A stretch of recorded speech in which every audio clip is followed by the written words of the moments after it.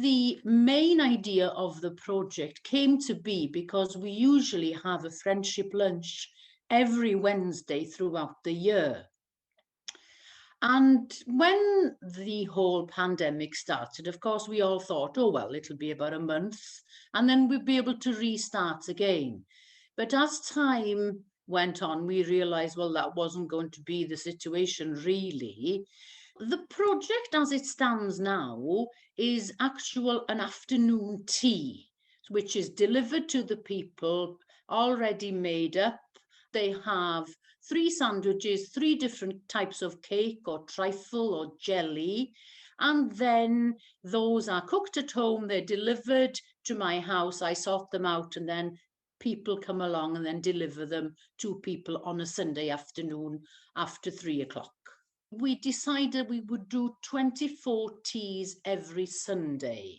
So we've run that now for 26 weeks, really. So that's about 640 different people that we've managed to reach out to, yes. The people preparing the tea, they wanted to feel that they were doing something because they were not happy just not being able to prepare friendship lunches, because they're busy people and they want to do things to help others.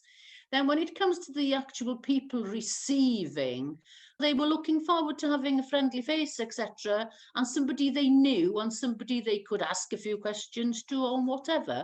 They were not reliant on this food, but it's so appreciated because, as one lady told me, you know, when you're in your 90s, do you really bother making jelly for yourself?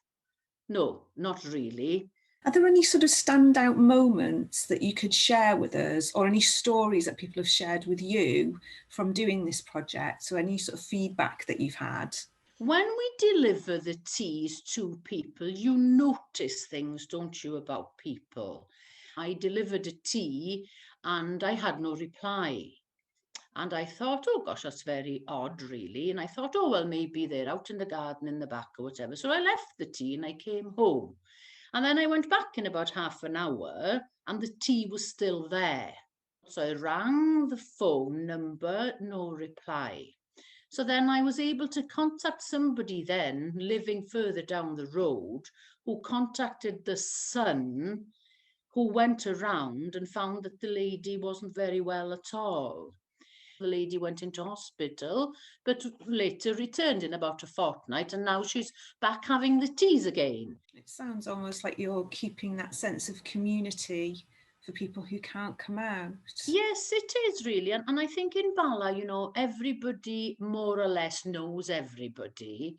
People get referred to us by somebody saying, oh, you know, somebody's not been feeling very well or has been in bed, and then have you got a spare tea? And then we can, you know, we can link up and say, well, would you like a tea? And then they say, oh, that's very kind. To what extent do you feel this project has impacted how the church is viewed by the community? Ooh, people do know that there is a church in Bala. They've always known that. But now I think we've stepped outside the building and they can actually see, well, the church is alive.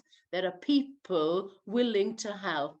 We've sent them little fridge magnets of rainbows, and they've had little prayers put in. They've had little bunches of flowers. They've had cards with wishing them well, and, you know, phone numbers to ring if they're lonely. And my last question is, what would be your advice to anyone who feels inspired to start something similar in their community? Without trying, you're never going to know, are you? And be positive. Speak to people you know in the community, who you know other people link up with. And I think that sets the ball rolling then, because there's always somebody who says, oh, I'm sure so-and-so would like to be involved. It's certainly worthwhile. It's very rewarding